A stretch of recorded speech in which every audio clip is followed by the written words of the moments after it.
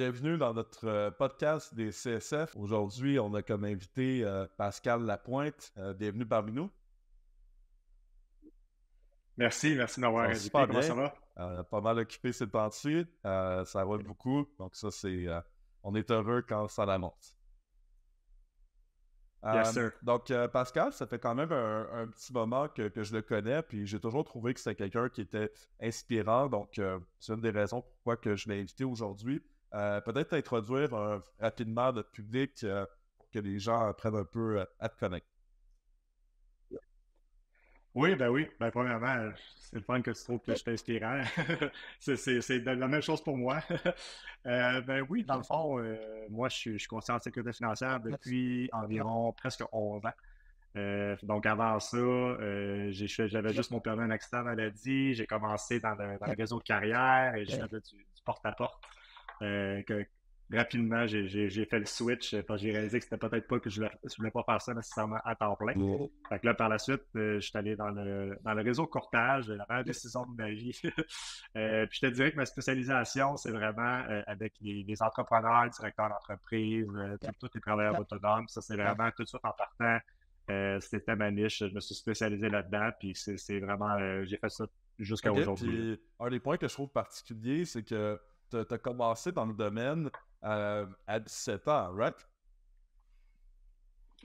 Oui, c'est ça, exact. C'était vraiment drôle parce que quand j'ai commencé dans le réseau carrière, moi, je voulais commencer et tout, mais là, dans le fond, le directeur, si on veut, était pas certain. Il s'est dit, ben là, je sais pas s'il y a vraiment une règle à l'AMF qui dit que tu dois être adulte pour avoir ton permis, parce que techniquement, légalement, tu peux travailler, donc on n'était pas certain.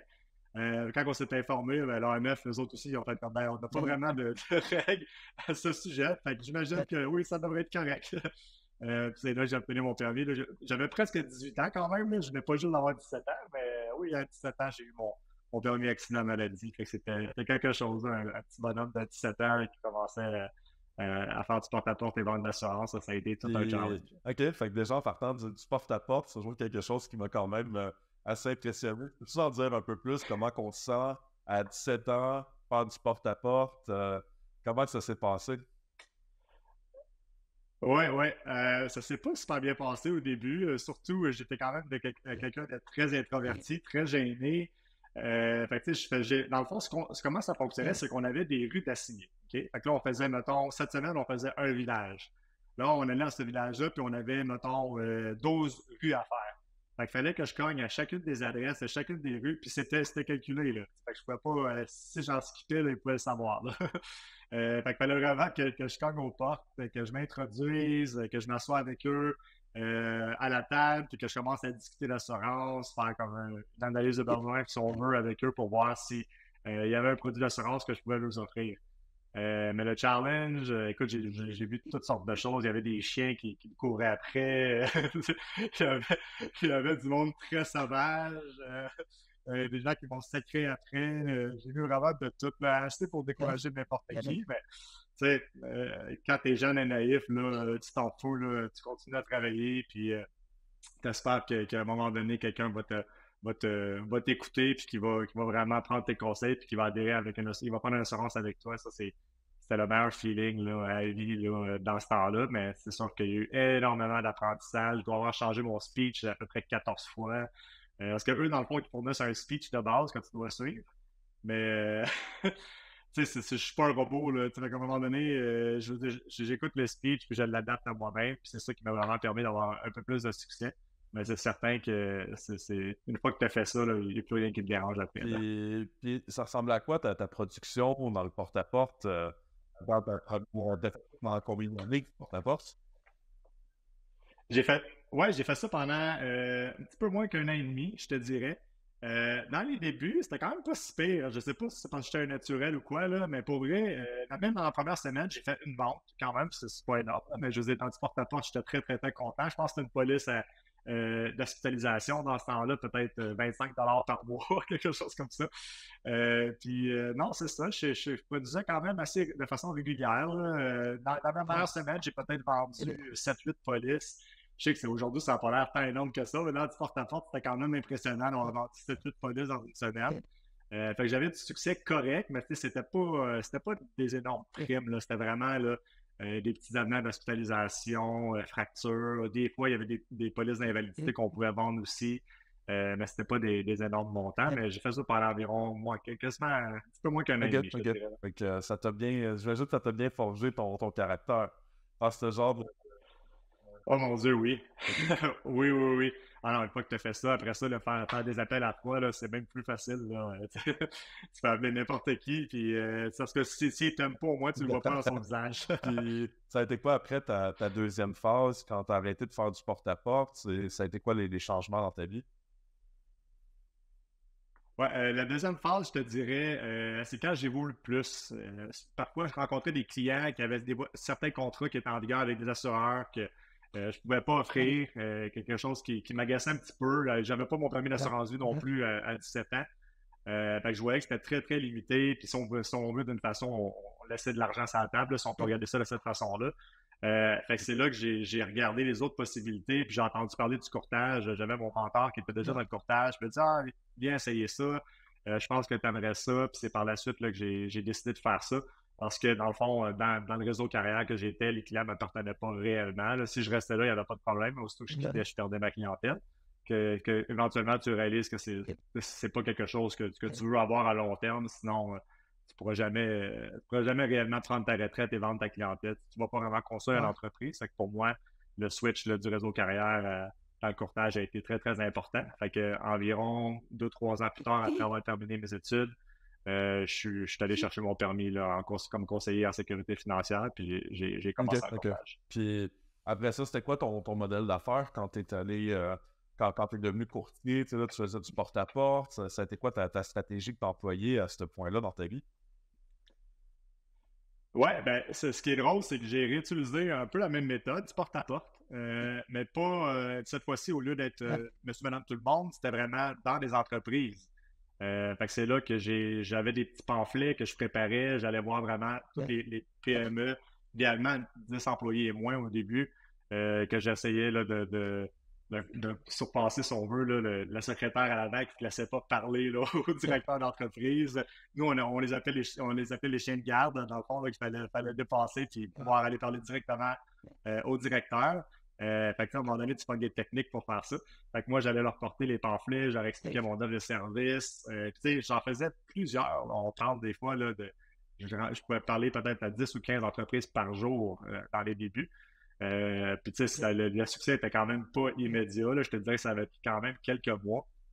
Jusqu'à temps que je décide aussi de me spécialiser un petit peu plus dans le transport. Donc, dans le transport, l'avantage, c'est très difficile de rejoindre ces gens-là, ils ne sont jamais disponibles. Il y a des techniques quand même spéciales là, pour leur parler. C'est vraiment pour adopter une personnalité complètement différente pour travailler dans le transport. Donc, c'est ce que j'ai fait. Et par la suite, si tu fais bien ton travail, s'ils t'aiment beaucoup, il y a beaucoup de référencement qui va se faire de façon naturelle. Ces gens-là vont te référer leurs amis. Fait que c'est comme ça que vraiment j'ai pu grossir. Là, avec le transport a vraiment été une spécialisation. Après les entrepreneurs, les brokers qu'on les appelait, j'ai commencé à parler plus justement aux propriétaires d'entreprises, de ces entreprises de transport-là. Puis c'est là que j'ai pu passer plus à la Ok, prochaine ok. étape. Fait que dans le fond, ça a été vraiment du B2C à du B2B. Puis là, naturellement, ça t'a permis Ouais, de passer à un autre niveau. Fait que le taux de prime, naturellement, avec une personne qui est un entrepreneur, généralement, c'est plus que les particuliers. Puis en plus, l'entrepreneur, la beauté, c'est qu'on peut également couvrir ses besoins personnels. Donc, le client entrepreneur est beaucoup plus difficile à ouais. avoir, définitivement. Mais après ça, le potentiel est vraiment plus élargi. Oui, exactement. Puis quand tu fais des entrepreneurs, tu sais, je veux dire, il faut que tu sois disponible en tout temps. Là, je parle en soirée, week-end. Moi, j'ai travaillé toutes les fins de semaine pendant environ 4 ans là, pour ces gens-là. Parce que les autres, des fois, ils reviennent très tard le soir, ils n'ont pas le temps de te voir, ils ont peut-être une journée ou deux avant de repartir à l'ouvrage la fin de semaine, habituellement les dimanches. Fait que tu sais, fallait se libérer, fallait les rencontrer chez eux le dimanche là, pour pouvoir là, faire la vente. Fait que les entrepreneurs, c'est quand même très exigeant. Mais si tu réussis à percer là-dedans, là, ça vaut Ouais, vraiment la c'est peine. comme on dit toujours, c'est vraiment, tu sais, dans les clients entrepreneurs, ça a toujours été mon marché niche. Et puis, c'était toujours des suivis à maintes reprises.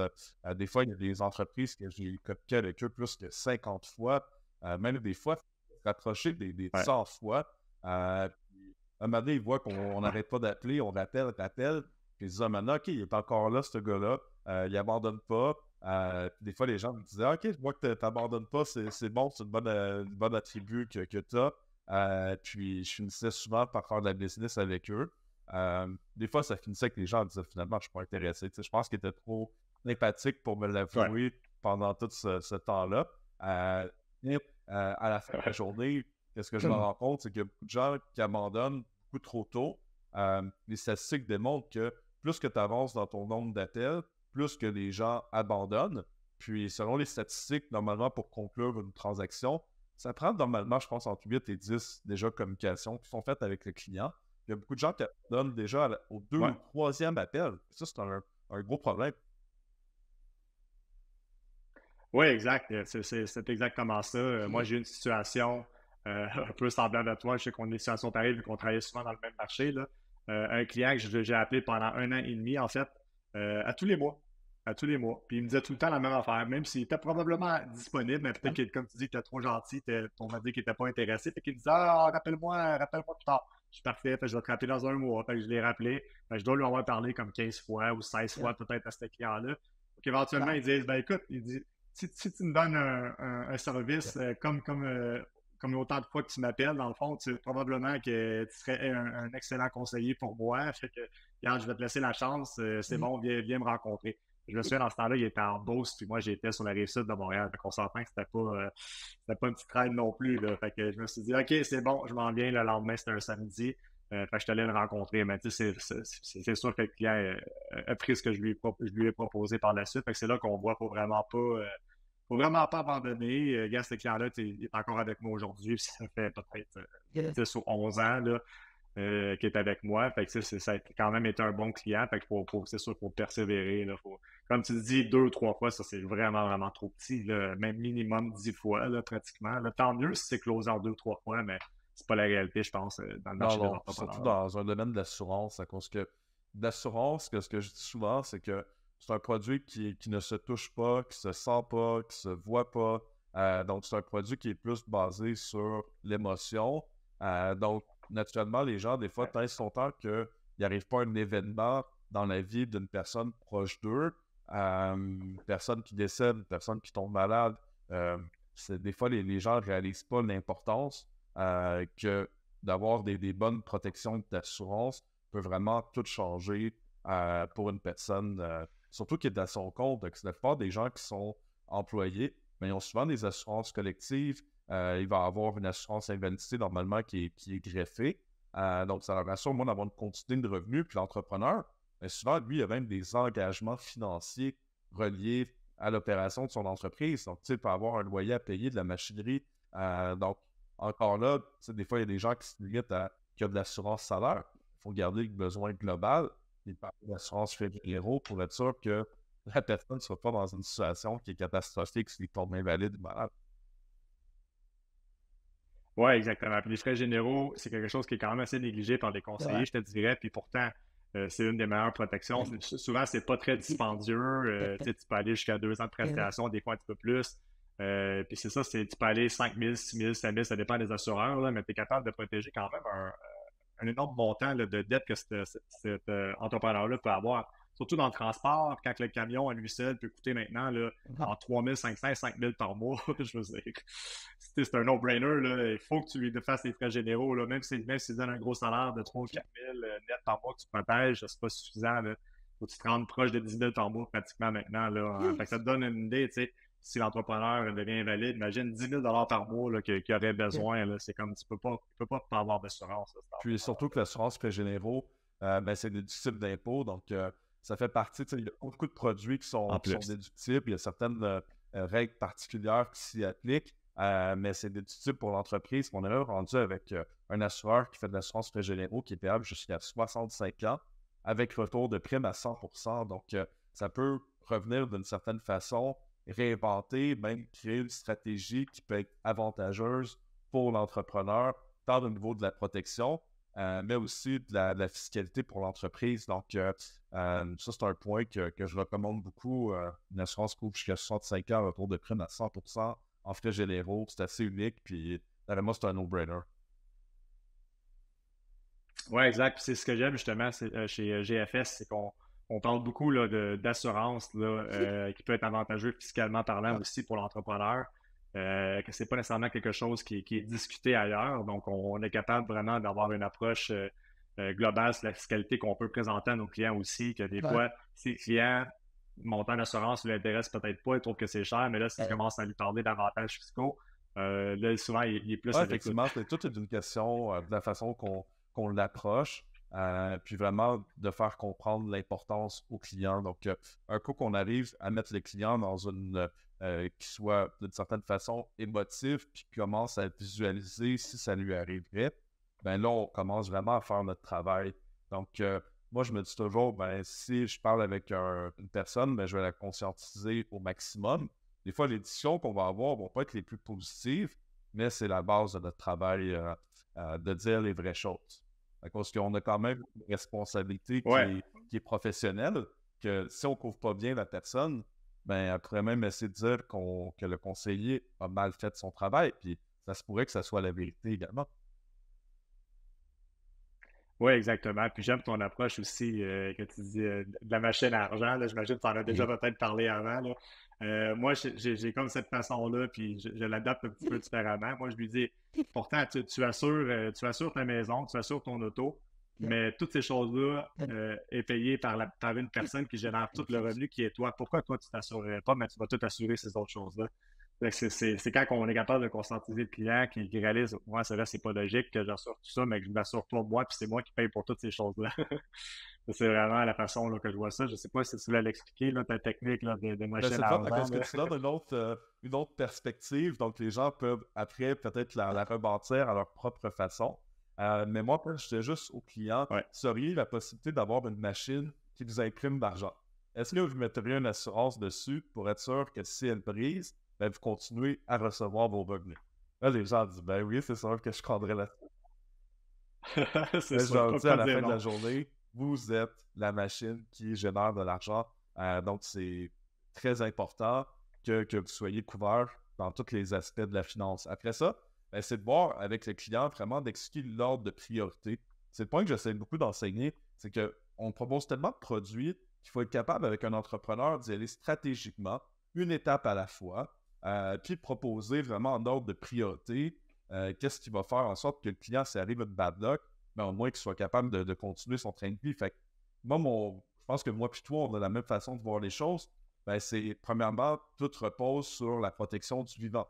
Donc, si on tombe invalide, ben, on ne sera plus capable par la suite de payer même nos assurances vie, nos assurances habitation, notre hypothèque.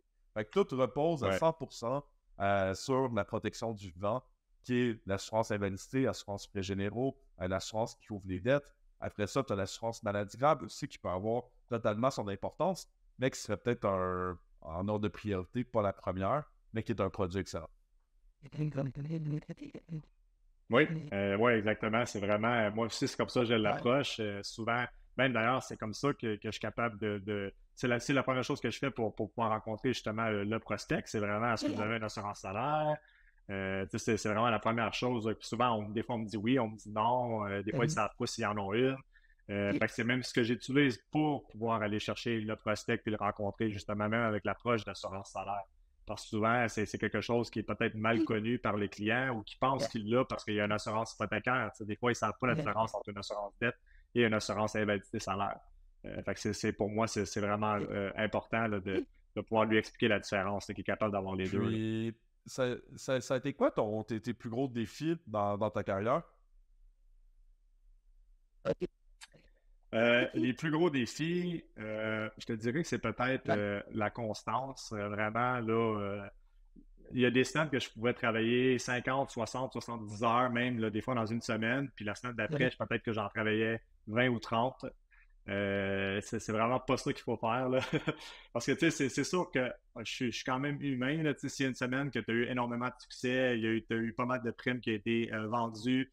Des fois, tu as comme tendance à vouloir moins travailler fort la semaine d'après, qui n'est vraiment pas une bonne idée parce que des fois, aussitôt que tu arrêtes la machine, tu as moins de prospects, tu as moins de rendez-vous. Fait que là, c'est un cercle vicieux. Fait que des fois, ça peut prendre une semaine ou 2 ou 3 semaines avant de pouvoir rebooker ton agenda.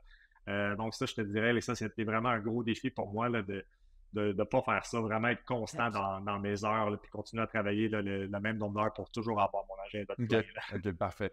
Puis, ça serait quoi, ça fait quand même beaucoup d'années, toi aussi, que tu es dans le domaine, pas mal le même nombre d'années que moi. Moi, j'ai commencé à 18 ans, toi à 17 ans, donc les deux, on est quand même des vieux de la vieille. Ça serait quoi les conseils que tu donnerais à n'importe quel conseiller en sécurité financière qui nous écoute, qui aimerait peut-être optimiser sa pratique et performance? Ouais, un conseil que comme moi, on m'a donné et que je dirais justement au CSF, ça serait vraiment de se spécialiser dans quelque chose au début. Ou en tout cas, au moins un marché ou un type de client. Moi, comme je te disais, c'était les camionneurs, le transport, parce que ça te permet vraiment de bien, bien, bien connaître le client, que peu importe l'argument qui va te sortir, tu vas pouvoir vraiment trouver une réponse à ça.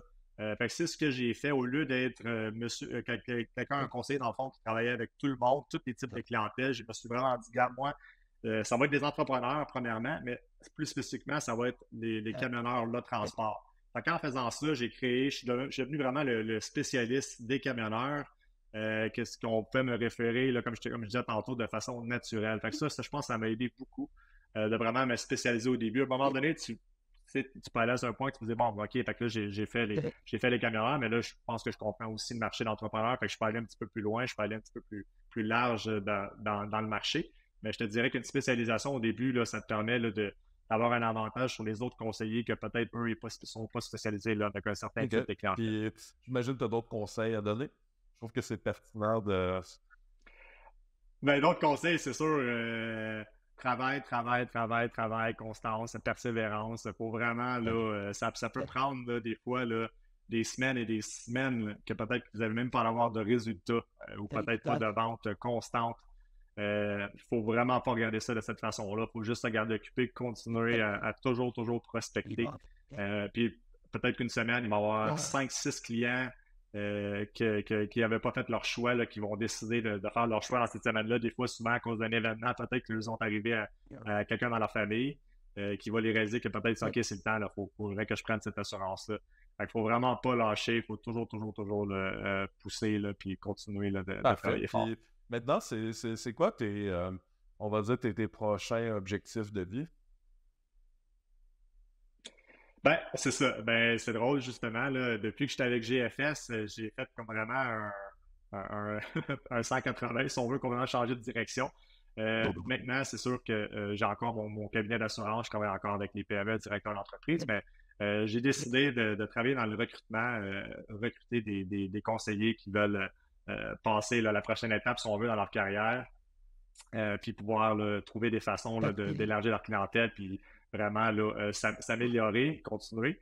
Fait que là, c'est de construire une équipe que je vais pouvoir là, aider et aussi là, qu'on va pouvoir là, aller même au niveau national, là, qu'on a des gros, gros, gros plans. Fait que c'est vraiment ça là, que je te dirais que je veux faire maintenant. Là, c'est vraiment le recrutement. Je veux comme redonner d'une façon, si on veut, là, au CSF. Fait que c'est ce que je veux OK, faire donc maintenant. vraiment plus faire un virage sur plus bâtir ton organisation. C'est un peu le même.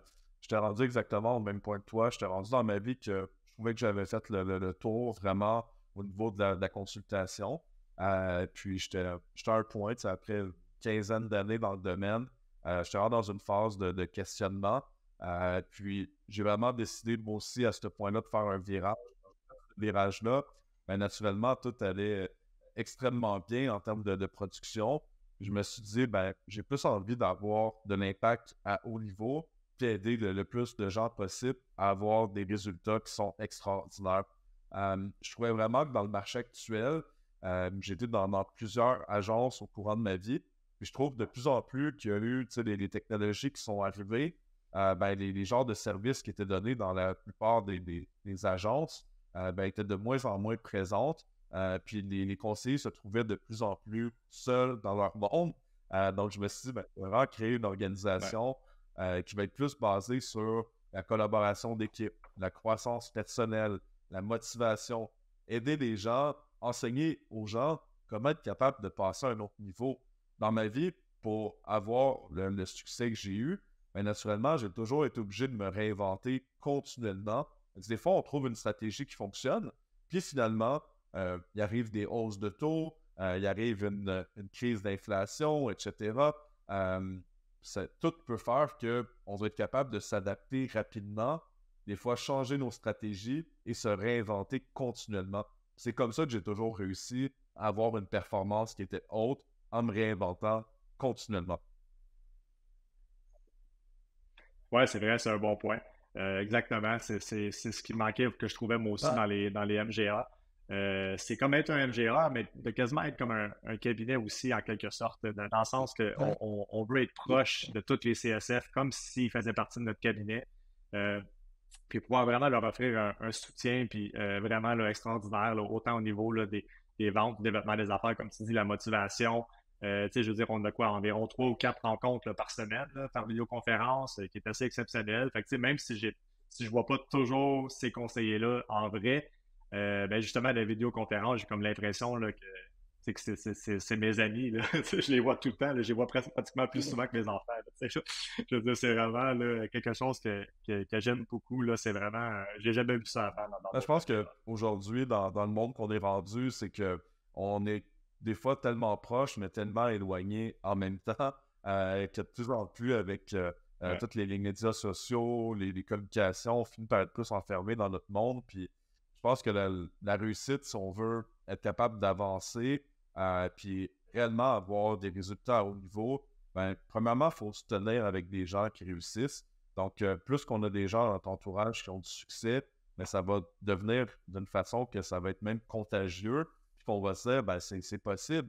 De mon côté, ben, tu sais, je pense que j'avais toutes les raisons du monde de ne pas réussir. J'étais quand même, moi aussi, quelqu'un qui est introverti, mais par contre, ben, j'ai toujours été capable de sortir de ma zone de confort. Puis, quand je devais passer à l'action, ben, je passais à l'action, je faisais qu'est-ce que j'avais à faire. Quand j'ai commencé, quand j'avais 18 ans, je m'enfermais dans un bureau, je faisais des appels à froid, sans arrêt, toute la journée. Des fois, je faisais plus que 200 appels par jour. Puis, Wow. c'est grâce à cette dédication-là que j'ai fini par réussir. Pendant beaucoup d'années, mais j'étais à un point que je pouvais avoir une belle maison, des belles autos, mais je décidais de rester dans ma petite maison. Je travaillais dans mon sous-sol. J'avais aucune vue de l'extérieur. Tu sais, j'étais vraiment comme dans un secteur de Longueuil. J'avais ma petite maison, mais c'était pas le plus beau secteur du tout. Puis moi, j'étais correct. Je me disais, je vais être focus. Puis quand je vais commencer à m'acheter des véhicules auto, ben, c'est que mes revenus passifs vont couvrir mes paiements. Donc, moi, j'ai toujours été dans une façon Bon qui était surpassé. peut-être un peu inversée, mais ça m'a permis de scaler puis de bâtir des actifs importants. Ouais, mais t'étais discipliné pas mal plus que moi, je pense. Moi, c'est sûr que c'était la même chose un peu, là. J'ai pas grandi avec des parents qui avaient beaucoup d'argent, fait que c'est sûr que j'étais pas mal seul au monde de cette façon-là. Fait que tu sais, c'était vraiment soit que tu réussis ou tu es dans la rue, là, c'est une façon de parler. Là. Je veux dire, c'est sûr que mes parents m'avaient jamais laissé être dans la rue. Là. Mais tu sais, c'était vraiment. De toute façon, j'avais trop de fierté là, pour retourner chez mes parents. Là. Fait que c'était comme faut que ça fonctionne. Fait que, tu sais, je faisais peut-être pas 200 appels par jour comme toi, là, mais c'est certain là, que tu sais, je pouvais être 4-5 heures par jour sans arrêt à faire des appels. Puis booker des rendez-vous. Le seul temps que je faisais pas d'appels, c'est parce que j'étais en rendez-vous. Là. Tu sais, c'était pas compliqué. Là. Fait que c'était vraiment, là, c'est vraiment ça. C'est quelqu'un qui n'est pas né, si on veut, là, une façon de parler, là, naturellement, avec le talent de la vente. Tu veux combattre ça, il n'y a pas de problème. C'est faut juste que tu travailles plus fort que les autres, puis tu vas avoir du Puis qu'est-ce succès. que je dis toujours aux gens, ben, tu sais, des fois, il y a des gens qui me demandent comment tu fais pour tout être motivé puis énergique. Mais tu sais, c'est un autre conseil que je peux donner, ben, tu sais, c'est aussi sur nos habitudes de vie. Moi, de mon côté, ben, je m'entraîne chaque jour. J'écoute de la croissance personnelle chaque jour. Je mange bien. Donc, c'est vraiment, tu sais, des fois, c'est un ensemble de toutes ces. C'est comme une recette d'un gâteau, tu sais. À la fin de la journée, si tu finis par tout bien faire, tout mettre les bons ingrédients, mais tu vas avoir un bon gâteau.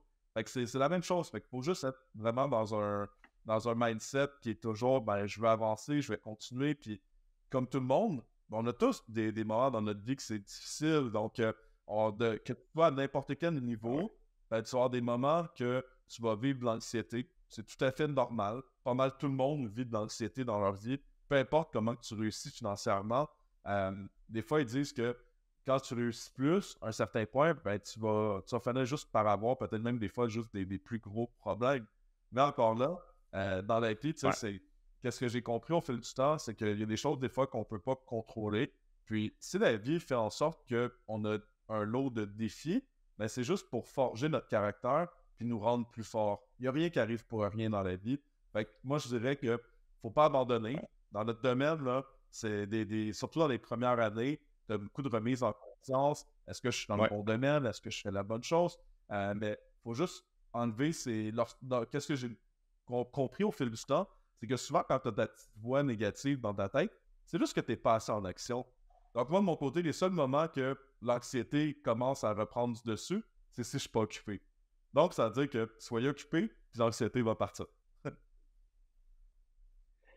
Ouais, exactement. Puis, tu sais, même moi, je me suis questionné au moins 2 ou 3 fois là, dans ma carrière, à voir si j'étais dans le bon domaine. Je devrais-tu aller travailler pour une institution financière avec une paye stable? Parce qu'il y a toujours des hauts et des bas dans la vie, là. Mais tu sais, c'est normal, c'est tout à fait normal. Il faut que tu restes. Tu sais, mon mentor disait toujours, c'est ceux qui restent qui vont voir qu'est-ce qui va se passer. Tu sais, faut vraiment que tu restes et que tu continues à travailler et que tu passes pas à ces choses-là. Puis comme tu dis, la voix négative, écoute, supprime-la ou garde-toi occupé. Là, fait comme ça, tu n'auras pas le temps de penser de façon négative. C'est pas un travail facile, mais si tu mets de la persévérance et tu forges un caractère là, solide, là, tu vas avoir beaucoup de succès. Fait que c'est vraiment le contrôle physique et mental de ton corps Ouais, au complet. ça vient vraiment nous tester sur tous les niveaux qu'on pourrait imaginer. Donc, on est dans un travail, des fois, qu'on peut tellement, dans une journée, vivre de joie, de tristesse, de stress. C'est une Ouais. Oh, vraiment des montagne hauts et des bas. d'émotions. Donc, il faut juste être capable de garder le calme puis être focus. Moi, tu sais, je m'arrange pour être tellement occupé qu'il arrive quand il est 5h30, tu sais, j'arrive au bureau normalement à 7h30 le matin. Je quitte le bureau vers 5h15, puis j'ai pas vu le temps passer. Là, j'ai tellement été occupé. J'ai pris 10 minutes pour manger, puis tout le reste du temps, c'est du travail continu. Puis jamais arrêté. C'est never give up. Ouais, exact. Tout à fait d'accord. Ben excellent, mais merci d'avoir été présent aujourd'hui. Je pense que ça a donné des bons insights pour notre communauté. Puis, je te souhaite une excellente fin de semaine, Pascal. Ben, merci de m'avoir invité. Bonne semaine à toi aussi. Bye.